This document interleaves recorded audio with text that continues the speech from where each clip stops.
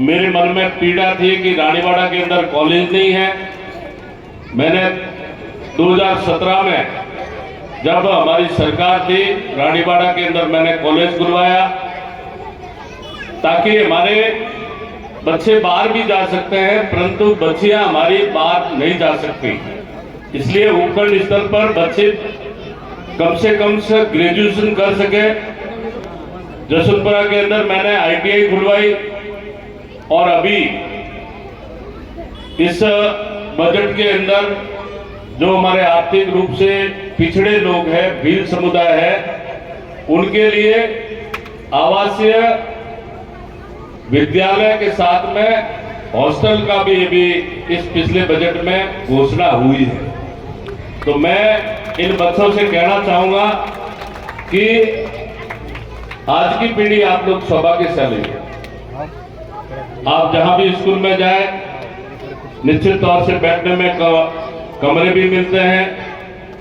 कई विद्यालयों के अंदर पंखे भी हैं, कई विद्यालयों के अंदर पीने का मीठा पानी कूलर के माध्यम से मिलता है और कुछ विद्यालयों के अंदर तो मैंने स्मार्ट बोर्ड भी देखे हैं। तो मैं इन प्रतिभावान जो छात्राएं हैं उनसे कहना चाहूंगा कि अपने घरे मकान बनाओ तो बुजुर्ग कहे कि थोड़ी रौंग ठीक खड़ो, थोड़ी ऊंडी खड़ो, और मैं भाड़ा भी ठीक न हो, सीमेंट भी ज्यादा न हो। तो वो इसलिए करते हैं कि ताकि उस मकान को मजबूती मिले। और मैं आप लोगों से, बच्चों से, प्रतिभावान छात्र छात्राओं से कहना चाहूंगा कि हमारी अगर नींव मजबूत है, अभी सुरभि जी आपके सामने उदाहरण है, महिला है, RS अफसर है, शिपा जी अभी आपको कहा कि मैं 3 महीने में 7 दिन ही बाहर निकला और मैं राजस्थान का टॉपर रहा इंटरव्यू में। तो ये हमारे लिए प्रेरणा का स्रोत है। मैं आप लोगों से कहना चाहूंगा, आप लोगों के अंदर इच्छा शक्ति होनी चाहिए और जीवन में एक टारगेट होना चाहिए कि मुझे पढ़कर ये बनना है। मैं आपको विश्वास के साथ कह सकता हूं कि अगर आपका टारगेट है तो आपको कोई रोक नहीं सकता। नहीं तो हम अगर जीवन में कोई टारगेट लेके नहीं चले तो मेरे हिसाब से हमारा जीवन व्यर्थ है। मैं भी पढ़ने लिखने में ठीक था, कॉलेज में अजमेर में पढ़ता था, तो कॉलेज क्लास में हम लोग कम जाते थे, थोड़े नोटरीज टाइप बदमाश थे हम लोग, और परीक्षा के समय में जरूर ध्यान देते थे। तो मेरा जब BA फाइनल हुआ और मुझे एक सब्जेक्ट के अंदर डिक्टेशन मार्क मिले, तो मेरे कॉलेज में जो पढ़ने वाले इंटेलिजेंट बच्चे थे उन्होंने कहा कि आप तो ये तो क्लास में ही नहीं आते, इनके नंबर कहां से आ गए। तो अभी शिपा साहब कह रहे थे कि भाई आपको 7-8 महीने मेहनत करनी है।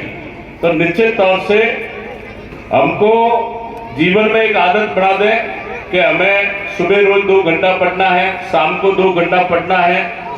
तो निश्चित तौर से आप अपनी बहुत सारी ऊंचाइयों तक पहुंच सकते हैं और शिक्षा आज के जीवन में होना जरूरी है।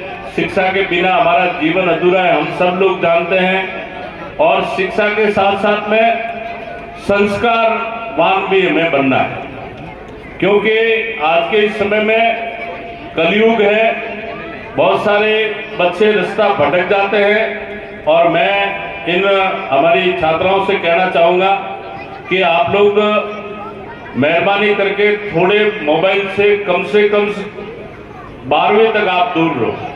मोबाइल अच्छी चीज है, ऐसी बात नहीं है, परंतु मोबाइल में अच्छी चीज के साथ साथ में कुछ नहीं देखने की वस्तुएं भी इसमें आ जाती हैं और इस कारण से कुछ बच्चे अपना रास्ता भटक जाते हैं। मैं तो इस सामाजिक जीवन में रोज देखता हूं कि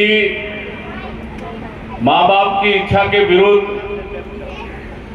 अपराध हो रहे हैं। माँ बाप रोक नहीं पा रहे हैं, इसलिए मैं बच्चों से कहना चाहूँगा, और विशेषकर जो ये छोटे छोटे बच्चे हैं उनसे कहना चाहूँगा कि आप लोग मोबाइल से बिल्कुल दूर रहें। आजकल घरों के अंदर माताजी को भी बच्चे को मोबाइल पकड़ा दिया तो इसकी घंटा भर तो मेरी छुट्टी हो जाएगी, मुझे परेशान नहीं करेगा, तो उससे छोटे बच्चों के अंदर मानसिक कमजोरी आती है, आंखें आप लोगों की खराब हो जाती है। इसलिए छोटे बच्चों से मैं विशेषकर अनुरोध करूंगा कि मोबाइल से आप लोग दूर रहें। हालांकि मैं कोई मोबाइल और इंटरनेट के खिलाफ नहीं हूं, अच्छी चीज है, परंतु समाज में दो पक्ष है, एक अच्छा पक्ष भी है और एक नकारात्मक पक्ष भी है। मोबाइल के जो निर्माता है मार्टिन कपूर, इन्होंने अभी कुछ ही दिनों पहले एक बात कही कि मोबाइल का आविष्कार करना मेरे जीवन का सबसे बड़ी भूल है। जो मोबाइल का जिसने आविष्कार किया है मार्टिन कपूर, उसने ये कहा है। तो मैं बच्चों को कहना चाहूँगा कि आप 85% से ऊपर है, कुछ 95% है, कोई 96% है, कोई 98% है, तो ये प्रोग्रेस आपकी निरंतर बनी रहे तो निश्चित तौर से आप आने वाले समय में अपने परिवार, गांव, तहसील और जिले का नाम रोशन कर सकते हैं। हालांकि महिला साक्षरता में हमारा जालौर जिला पूरे राजस्थान में अंतिम पायदान पे है। ये हमारे जिले के ऊपर कलंक है, परंतु ये कलंक आप लोग ही मिटा सकते हैं।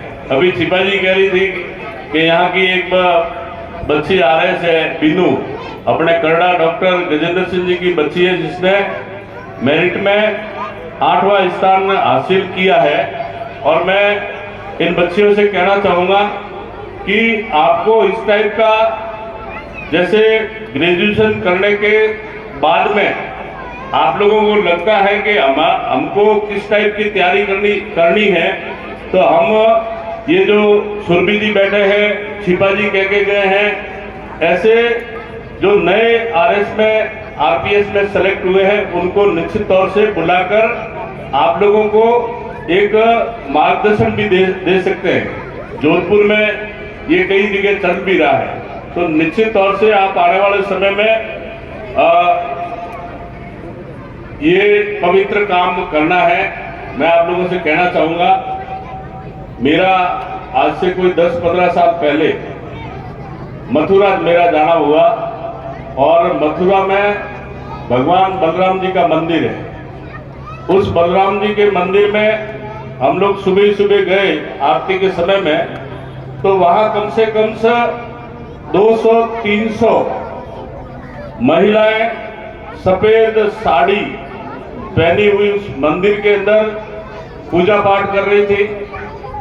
और जैसे ही आरती खत्म हुई, हम लोग बाहर निकले तो सारी खाने पीने की सामग्री उस मंदिर के बाहर रखी हुई है, और वो सफेद साड़ी जिन माओं ने पहन रखी थी वो वहां से अन्न लेके जा रही है। अब वो सीन हमने देखा तो हमने पूछा कि भाई ये इतनी सारी माताएं कहां से आई है, तो उन्होंने कहा कि साहब इसमें से अधिकतर दक्षिण भारत की महिलाएं हैं। तो यहाँ रहने का कारण क्या है कि कलयुग है, इनके बच्चों ने इन माताओं को इस आश्रम के अंदर छोड़ दिया।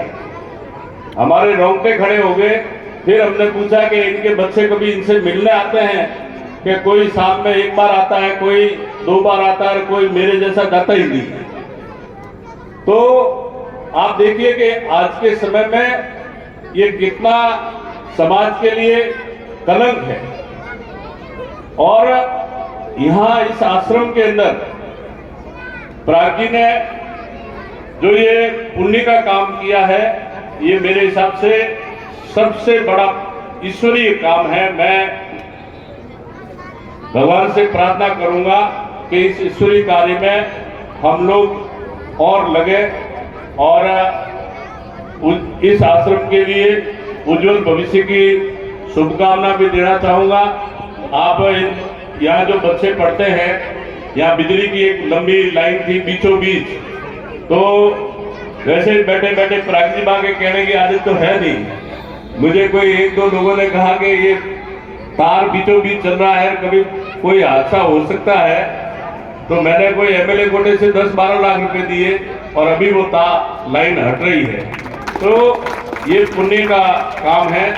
मैं पुनः ये जो हमारी उपखंड स्तरीय जिन्होंने 85% से ऊपर मार्क्स लिए हैं, इन सभी छात्राओं के उज्जवल भविष्य की शुभकामना देना चाहूँगा।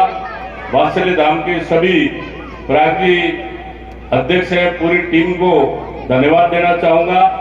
एक तो विद्यालय का कार्यक्रम होता है और एक पूरे उपखंड स्तर का कार्यक्रम होता है, और सभी भामाशाओं को बहुत बहुत धन्यवाद देना चाहूँगा। हमारे जिलाध्यक्ष जी और सुरभि जी भी ठेठ शिवगंज से आई है, शिपा जी ठेठ चित्तौड़ से आए हैं, वो अभी व्यस्तता के कारण निकल गए। सभी को मैं बहुत बहुत आभार प्रकट